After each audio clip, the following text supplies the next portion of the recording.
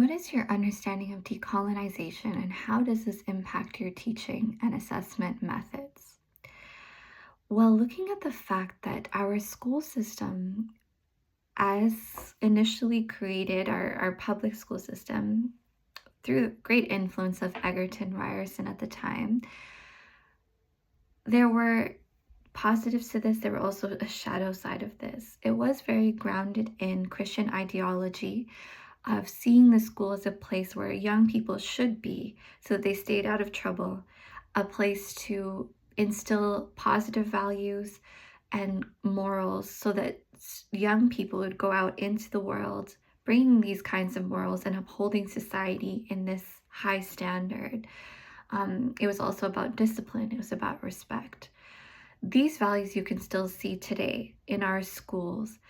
And we also have a lot of change that has happened in this time because of the shadow side. Looking at that time, residential schools were also created by the same person that developed and promoted this system, which unfortunately was looking to assimilate indigenous children, separating them from their families and trying to instill these Christian values or morals as it was seen, and how to live in society in that way, disconnecting them from their traditions and culture.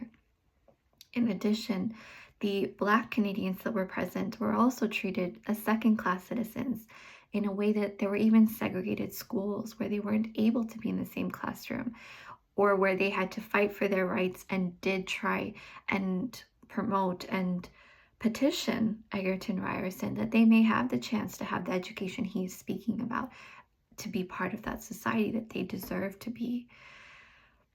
Looking at this history and realizing where our system was built on, but then also looking at where we are today, that Canada was created, it has evolved, it has shifted. It is not the same country it was then. It's not the same government, and it doesn't have the same leaders. But who are we today? That's the question. A country is only a representation of the people that live there.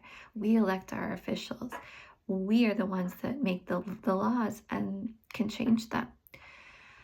Being able to see where we are today, looking at the Charter of Rights and Freedoms, I know I personally feel very proud to live in Canada. I feel proud when I volunteer in schools and work as a teacher to see that every single child that is living here is valued and is part of that school system. Every child's name is known, every child's background, every child's family.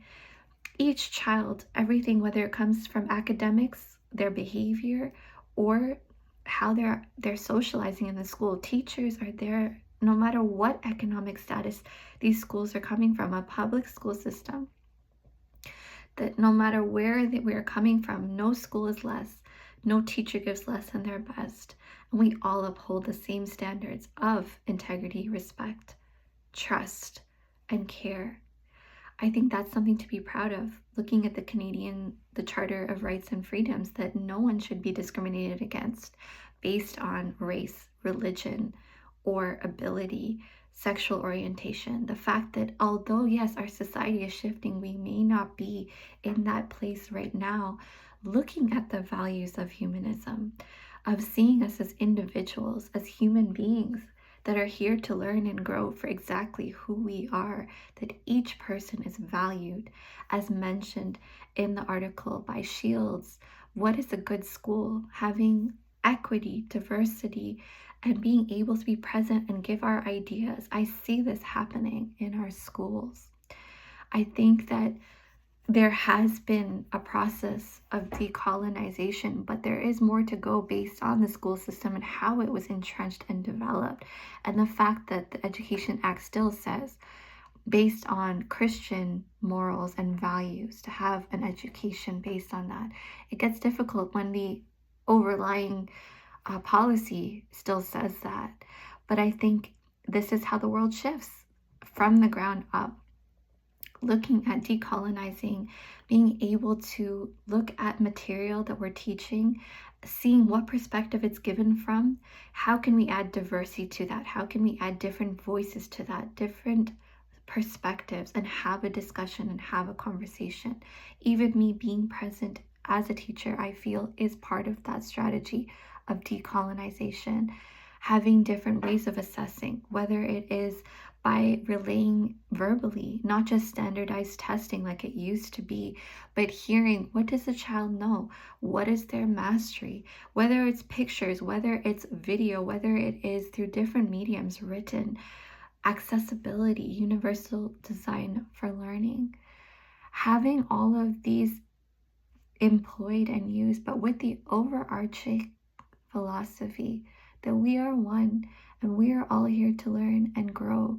We cannot change the past, but we can be here today and shift the future. And that is the kind of educator that I want to be, with openness, respect, integrity, and love, where we can move forward as one and appreciate those that have set forward this system, but also bring in that diversity and shift the system so that we can all be here and benefit from it together. Thank you.